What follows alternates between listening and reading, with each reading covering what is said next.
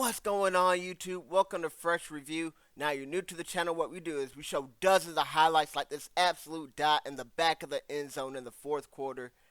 Dozens of those, and we review each and every game of the NFL season. Now, we are in week 10, so we're currently behind. Thanksgiving just passed. I hope you guys had a great Thanksgiving. I've been very busy, in and out of town, in and out of the hospital, but I'm back right now, and we're going to try to catch back up. So, without further ado, let's dive right in. Week 10 started off with the game of the week, and you see the cover athlete, Jamar Chase. And that young man went off. You have to pay him. The Bengals will be giving that man the number one wide receiver badge because he definitely earned it. Before this season, I'm not sure Chase was a top five wideout. I know it sounds crazy to some of you guys, but you got to think. You had Jefferson, you had Lamb, you had Tyreek, you had A.J. Brown, you had Devontae Adams, you had St. Brown. Where do you put Chase in there? Oh, Chase the number one wideout in the league as far as I'm concerned. This man finished with 11 catches this game, 264 yards, and 3 TDs. Joe Burrow threw for 4 TDs himself. The other TD was a pass to the tight end, Tanner Hudson. Chase Brown got a TD on the ground, so the Bengals and Ravens both scored 5 TDs. The Ravens, on the other hand, they get 4 passing TDs as well from Lamar Jackson, so both quarterbacks go for 4 TDs each. Derrick Henry punches one in on the ground. But the main difference here is that the Bengals get the TD with less than 30 seconds left in the game, and they decide to go for 2. Now, I personally believe the decision to go for 2 is a good decision. They could not stop the Ravens' offense whatsoever, so go for 2, try to steal it on the road here. They went to overtime in the first game, which was also a thriller when the teams previously met. Let me know what you guys thought was a better game, game 1 or game 2. I'm doing the top 24 games of the year at the end of this NFL season. Subscribe if you guys want to see that. Like the video. Let me know in the comment section down below. Expect both these games to be on that list because both these Ravens and Bengals games delivered. But the Bengals did not want to go to overtime like how they did in game number 1, so they go for 2 here. And they don't get it, and there were 2 flags that should have been called. The referees don't call either, and that's how the game ends. They don't recover the onside kick. The Ravens take a knee down, and it's over. So the Bengals lose that game 34-35, and that was kind of a must-win game for the Bengals. So the Bengals losing that one will hurt their playoff odds a whole lot. They will have to go on a major run if they want to make the playoffs. That puts them at 6 L's. The Ravens, on the other hand, get their 7th win of the season. An absolute classic. And like I said, this is a 99 out of 100 game. You want to give it a 100 out of 100, you could. But it is tough having a no call be kind of the reason the game ends. But other than that, tremendous game by both teams here.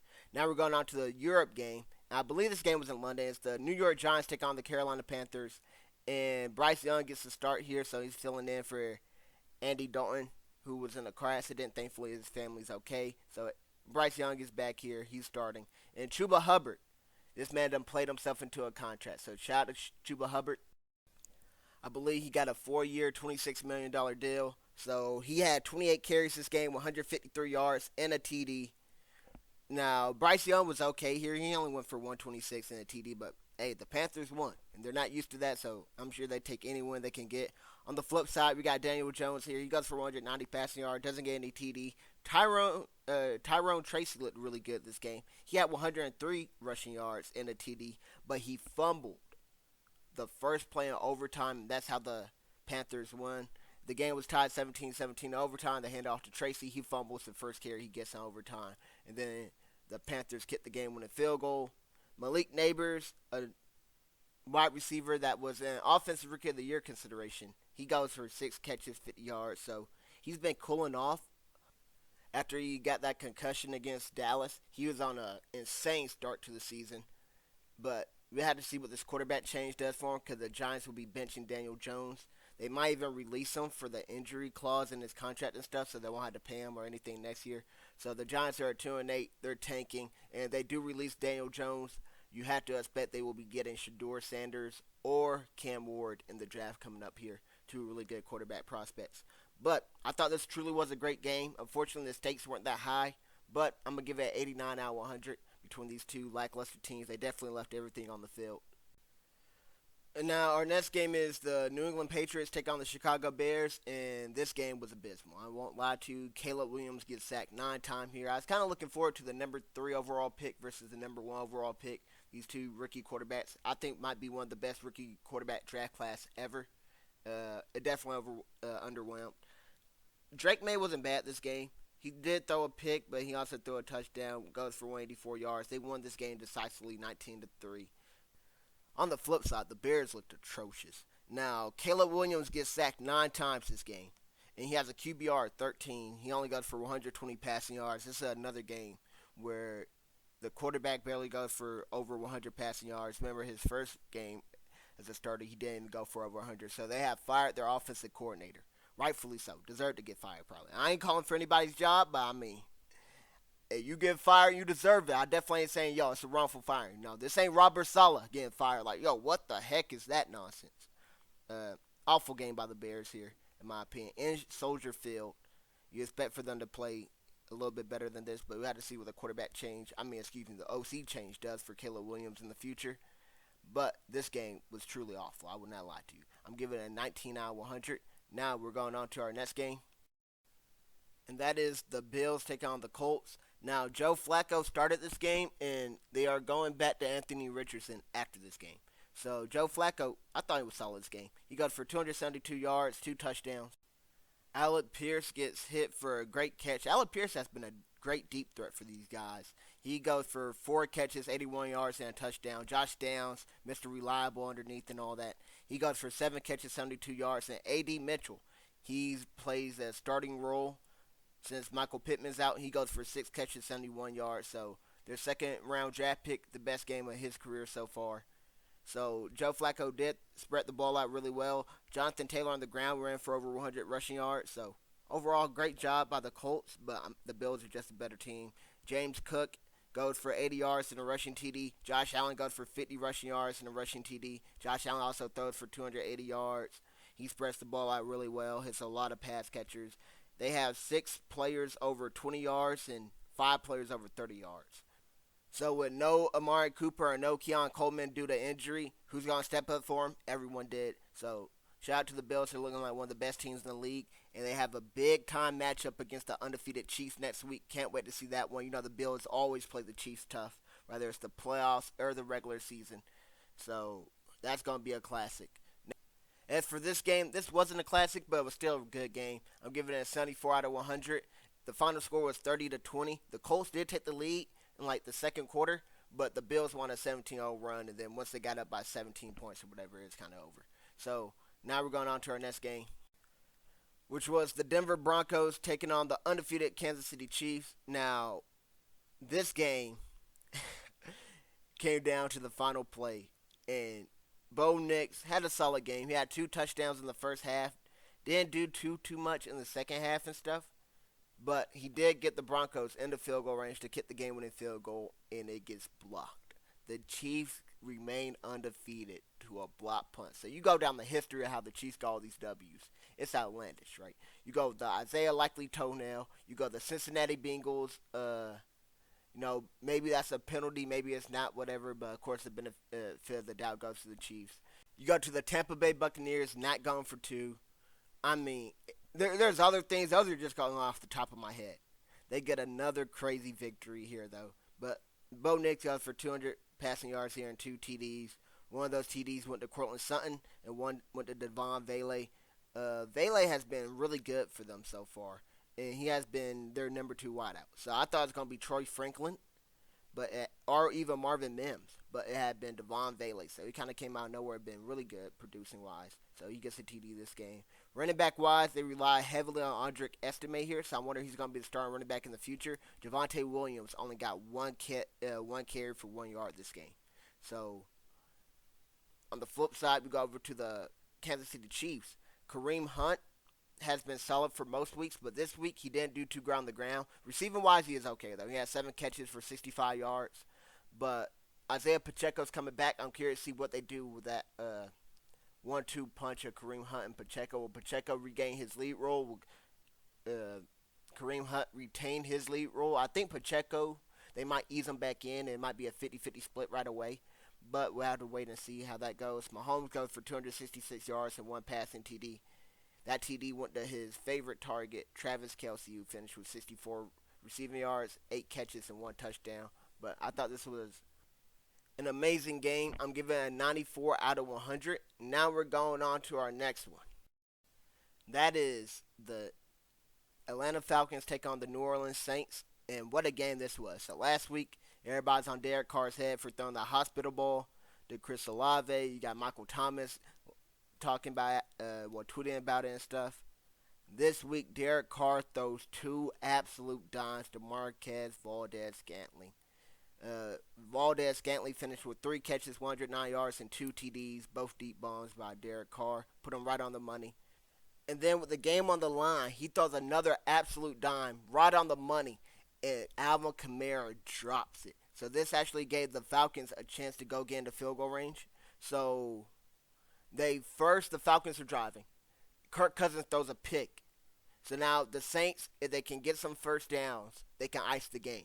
Alvin Kamara drops this pass on 3rd down, which would have been a beautiful 40-yard TD pass by Derek Carr. He drops that. So now the Falcons get another chance on 4th down.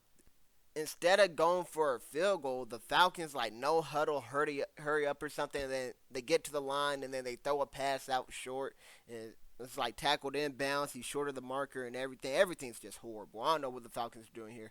I would have tried to kick a field goal with their kicker, Younghoe Koo. I think he could make a 60-yarder personally, but I don't know what his actual range is. But he is one of the better kickers in the league. But they decide to go for him 4th down. They don't get it, and the Saints win an absolute thriller. I thought this game was spectacular. Another game of the year contender. So I'm giving this one a 98 out of 100. Now we're going on to our next one, which is the Tampa Bay Buccaneers taking on the San Francisco 49ers. This game's in Tampa Bay. McCaffrey, first game back. He's returning. He goes for 13 carries, 39 yards. So he doesn't do too much on the ground, but receiving-wise, his hands still work. So his legs might not be working when it comes to cutting and all that stuff on the ground game, but his hands still do work. He goes for 6 catches, 68 yards here. Juwan Jennings, he has a really good game. He goes for 7 catches, 93 yards. So he might be their number 1 wide receiver while Ayuk being out. I think he might be their best route runner. I don't think Debo's that great of a route runner. So it's between Jennings or Ricky Pearsall, their rookie wideout, who also had a good game. Ricky Pearsall goes for 4 catches, 73 yards, and a TD. But Debo also had 62 receiving yards, so Debo's still solid himself. Kittle, their best player on offense perhaps right now. Been balling, having a great season. He got 3 catches this game, 57 yards, and a TD. But Purdy, he balled out this game without a doubt. He goes for over 350 passing yards and 2 TDs. So the Niners win this game 23-20. On the flip side, we have the Buccaneers, who didn't have Mike Evans still, who's still out due to a hamstring injury. Didn't have Jalen McMillan, I believe he's also out due to a hamstring injury. They don't have Chris Godwin. So they're missing 3 of their top wide receivers. And who's going to step up for them? They didn't get too much here on the ground game. The passing game. Baker Mayfield been dealing all year long. This game, he didn't do too much. He only had 116 passing yards and 1 TD, but he did have this spectacular play where Nick Bosa is trying to sack him. He is stiff-arming Nick Bosa with one hand, and then he just looks downfield and he finds Rachaad White, I believe it was, open for a big catch and run to convert on 4th down. Huge play there by Baker Mayfield. One of my favorite one of my favorite comments about that play was one of the comments yo, if Baker Mayfield was black, Nick Bosa would have definitely tried harder to sack him. That's hilarious there. But great play there by Baker. I love that play. And, the Buccaneers tried to go get that game-winning drive. They just couldn't do it. They ended up having to settle for a field goal, and then that gave the Niners enough time to go down, get into field goal range, and ice the game with the Jake Moody walk-off kick.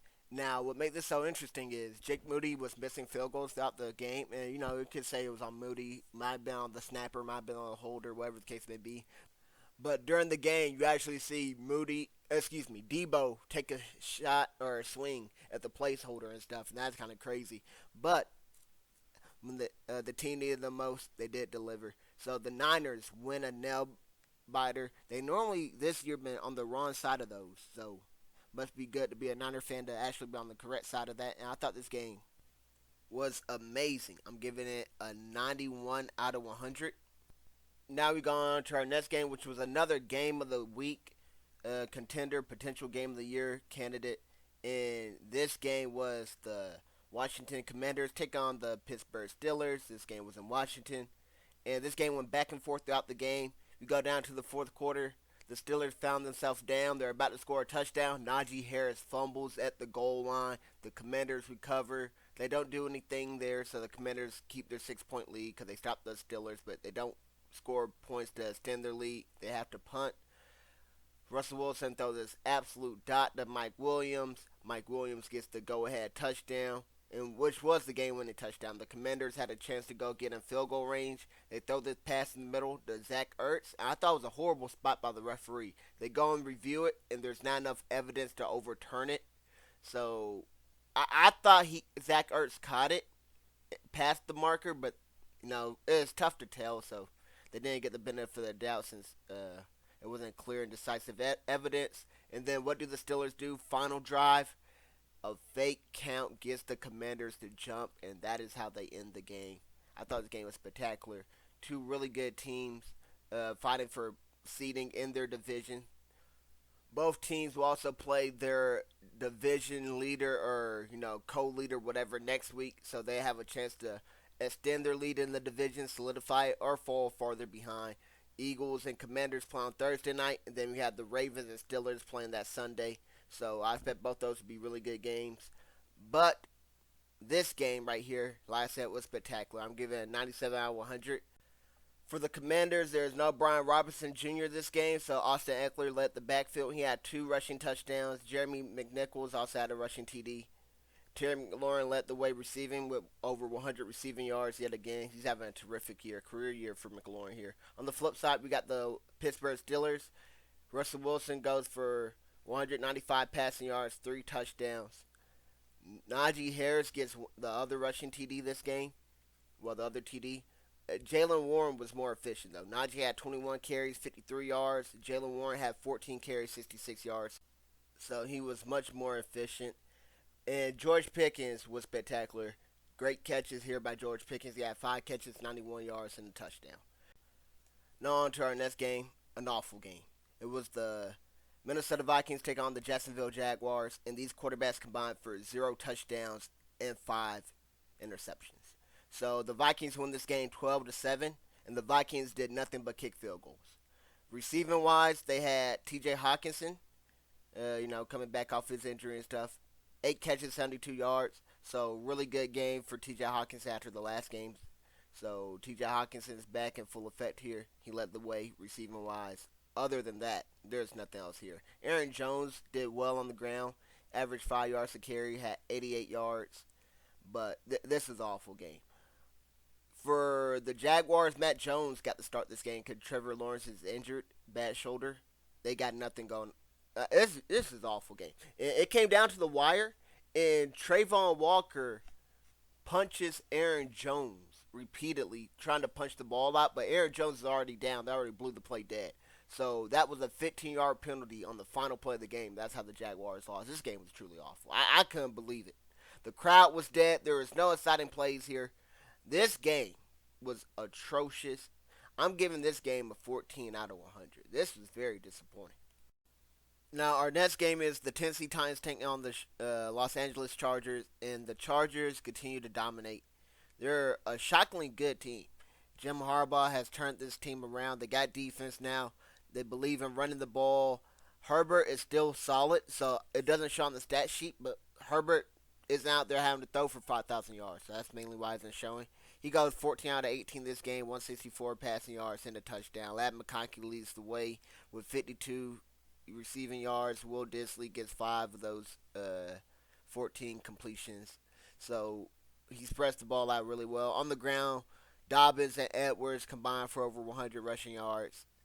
And not much entertaining this game. The Titans got Will Levis, who did okay this game. He did 18 of 23, 2 touchdowns, no interceptions this game. So good game by Will Levis. No memes as well. So he didn't meme. No generational meme here. And then they had Tyjae Spears and Pollard go for over 90 rushing yards. And they averaged about 6 yards a carry. combined. So real solid game by them. But Calvin Ridley continues to impress. He has 5 catches, 84 yards, and he gets both of those touchdowns that Will Levis threw. So overall, I thought this game was slightly below average.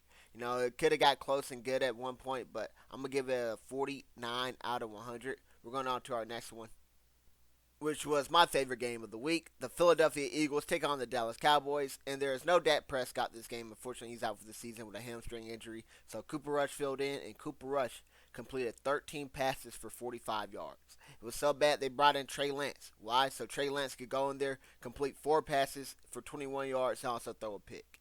Cooper Rush, at least he didn't turn the ball over. Well, through the air. He did also fumble as well, so that's an awesome thing. Rico Daddle was okay. He got the start, of course. They didn't do too much there. There's nothing the Cowboys could do with us. Now, on the flip side, we got Jalen Hurts and the Eagles. Jalen Hurts, 200 passing yards, 2 touchdowns. He threw a pick, but who cares about that? Because he also scored 2 rushing touchdowns. You know, the tush push unstoppable. And then A.J. Brown, 100 yards. No Devontae Smith this game. A.J. Brown steps up as you would expect. He goes for over 100 receiving yards on 5 catches. Now, I thought this was a horrendous game. So I'm giving this one a 12 out of 100. Not trying to be biased. This isn't as entertaining as the Cowboys and Lions game when that was an absolute massacre. That game was far more entertaining than this one. This was like turn the TV off. There's not really entertaining. But that was my favorite game. 'Cause I love being on the Cowboys. This is my favorite team. Right? You guys see the team right here. Some of you guys love to see the offense and the defense. So I'm showing you guys the team real quick before we go on to our next one. If you got any questions about any of these cards, let me know down in the comment section down below. If you're still watching the video, you have not left a like or a comment, please leave a like or a comment. Let me know you got to this point. It means a lot. If you don't know what to comment, say giveaway. The first person that types giveaway, I will be giving $10 to. So, if you don't know what to comment, just type giveaway. You'll get $10 from me. Just make sure you're the first one. Now we're going on to our next game, which is the New York Jets take on the Arizona Cardinals. And oh my goodness, Kyler Murray and the Arizona Cardinals beat this team 31-6. Aaron Rodgers is on the sideline looking dumbfounded. Devontae Adams is having all types of regrets in his life. He thought he went to a contender. No, sir. You went to a pretender. This is not what you wanted. Now, Kyler Murray went 22 or 24 this game passing. But I think he might have, if I recall correctly, like completed his first 15 or 16 passes. He is red hot. He threw for 266 yards and a passing TD. He also ran in 2 rushing TDs. Now, James Conner had the other rushing TD, and James Conner just earned himself a 2-year contract extension with the Cardinals, so he'd be there for perhaps the next 2 years. Of course, these contracts, they can get out here a year or whatever, but James Conner been playing great this season. Hasn't gotten hurt. He usually gets hurt.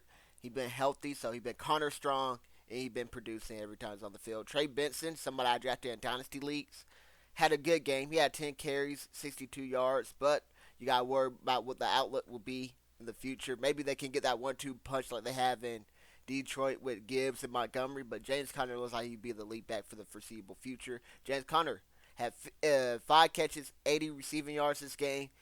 Marvin Harrison Jr. had 50 receiving yards and a touchdown. Trey McBride was good yet again. One of the top tight ends in the league. So many great young tight ends in this league. He had 4 catches, 71 yards. Now on the flip side, we go over to the New York Jets. Aaron Rodgers had 151 yards, and that's about it. I mean, there's nothing else here. Breece Hall goes for 50 rushing yards, and then, I mean, the Jets just do nothing offensively all game. This was an awful game. The final score was 31-6, and you watch this game as a Jets fan. I feel for you. I know a Jets fan, and I mean he's putting the bandwagon application as we speak. He's trying to go over to the Eagles, any other team. We're not letting on the Eagles bandwagon, but hey, if you're a fan out there and you want to take this Jets fan in with open arms, hey, he's applying. I've seen you his contact info. Take him in with open arms. He needs help.